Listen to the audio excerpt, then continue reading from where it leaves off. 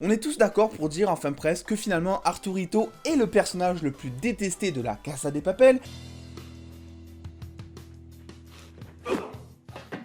À côté, t'as Ganja qui est apparu et qui concurrence quand même pas mal le mec. Je t'avais dit que j'allais te buter.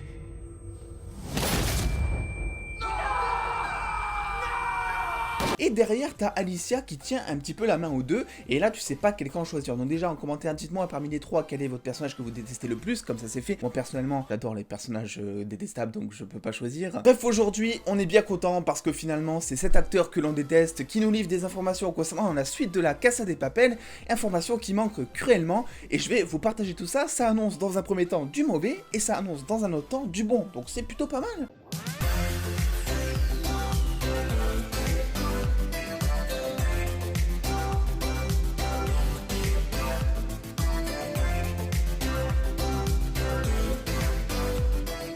Et oui, les news de la Casa de Papel se font assez rares, mine de rien, à part finalement la news qu'on a eue en juillet dernier, comme quoi les acteurs reprenaient le tournage, quelques photos pour dire que la série serait arrêtée après la saison 6, on n'a pas vraiment eu d'informations, même pas de rumeurs, même pas d'indices qui pourraient finalement laisser libre cours à des théories, même si je vous invite à aller voir ma vidéo sur Alicia, car je trouve que finalement la théorie que j'ai produite ici est plutôt lourde, mais aujourd'hui on revient sur une news un peu plus basique, et pour commencer une news qui fait un petit peu plus chier que d'habitude, on va pas se le cacher. Le tournage de la Casa de Papel pourrait effectivement, ou aurait effectivement plutôt, d'après ses déclarations, pris du retard, et du coup, ça décale un petit peu la sortie de la série. C'est donc via une interview sur une chaîne de télé espagnole que Enrique Arce était invité, et effectivement, le petit journaliste lui a dit « Alors, le tournage, comment ça se passe? Parce que nous, finalement, on a encore envie de te voir prendre des droites par Denver, quoi. »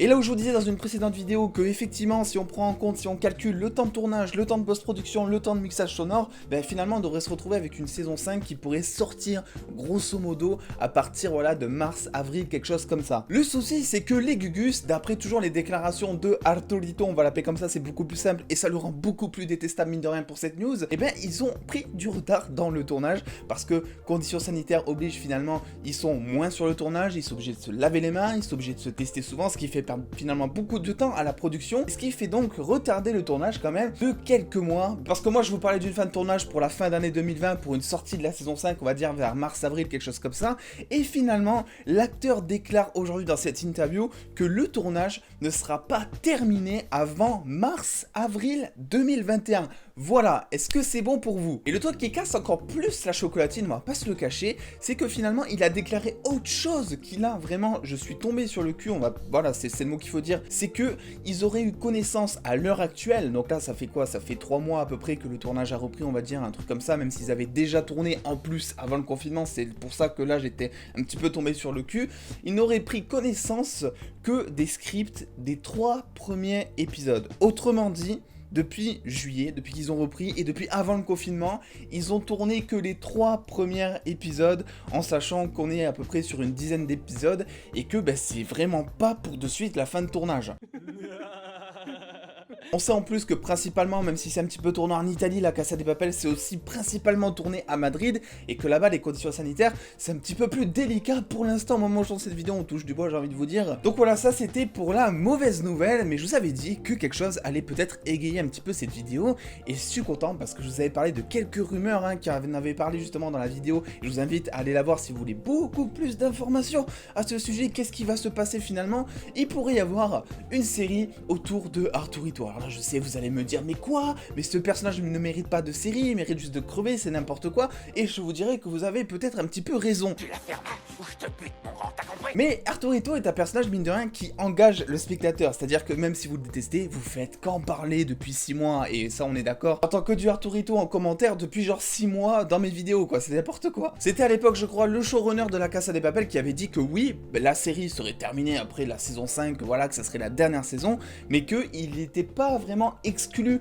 à l'idée finalement de faire des séries spin-off centrées sur d'autres personnages de la Casa de Papel, ce qui pourrait être vachement intéressant. Il avait d'ailleurs livré à ce moment-là que Arturo, ça pourrait être un personnage intéressant à traiter dans un genre de comédie noire un petit peu, parce que bon, on sait que le mec a des petits soucis psychologiques, mine de rien, il viole, il s'incruste partout, il a une tête à claque, bon ça c'est la tête à claque, c'est un petit peu pathologique, je vous l'accorde. Mais au final, une comédie noire autour de Arturito, c'est-à-dire de le voir vraiment un petit peu en galère, tout en rigolant un petit peu, peu sans trop rigoler derrière, je pense que ça pourrait être une bonne idée. Et aujourd'hui dans cette même interview, c'est donc l'acteur Enrique Arce qui nous dit que effectivement, qui nous reparle finalement de cette news et qui ressort ce concept de spin-off. Autrement dit, cette idée n'a pas encore été, on va dire, abandonnée, et ça fait plaisir parce que je trouve que mine de rien, un spin-off déjà sur Torito, ça pourrait être sympa parce que moi, c'est un personnage que j'apprécie, voilà, même si vous ne l'aimez pas, moi je l'adore ce personnage. Et ensuite, je pense qu'il y a énormément de personnages intéressants dans la Casa de Papel qui pourraient être développés.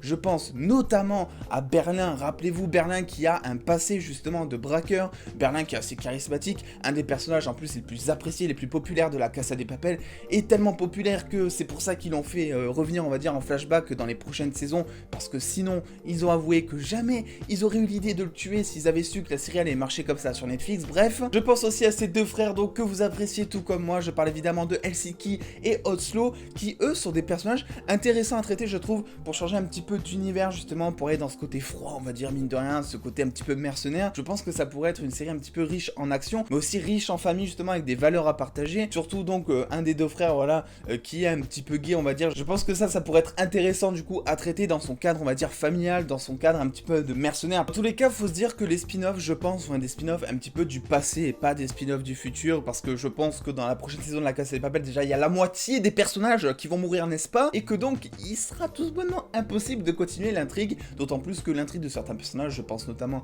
à Denver, je pense surtout au professeur, ont déjà été surdéveloppés et que ça servirait pas à grand chose en termes de série de faire vraiment une série sur leur futur, donc une série sur leur passé. Si on prenait par exemple, je sais pas, le passé du professeur, en montrant le métier qu'il faisait, en montrant les liens qu'il avait avec son frère, des choses comme ça pourrait être là aussi grave intéressant, même si je pense clairement que franchement entre nous, Gandia mériterait peut-être un petit peu plus son petit développement de personnage, parce que ça a l'air d'être un personnage assez intéressant aussi. Bref voilà, ça en tout cas ce ne sont que des théories, donc tout ça évidemment les spin-offs sur la Casa de Papel, ça prend avec des pincettes, hein. C'est pas officiel, c'est juste encore une fois l'acteur qui en a reparlé, alors que le showrunner en avait parlé il y a déjà quelques mois, mais voilà, c'est pas confirmé encore, ce sont juste des souhaits, on va dire, ce sont juste quelques petites idées par-ci par-là, mais c'est vrai qu'on se plaindrait pas si on avait encore nos personnages qui seraient présents à l'écran après la fin de la Casa de Papel, ça serait juste insane. En tous les cas, je vous laisse déposer vos théories en commentaire, bien entendu, pour que vous me disiez un petit peu les personnages que vous aimeriez en série après la Casa de Papel, selon vous, lesquels mériteraient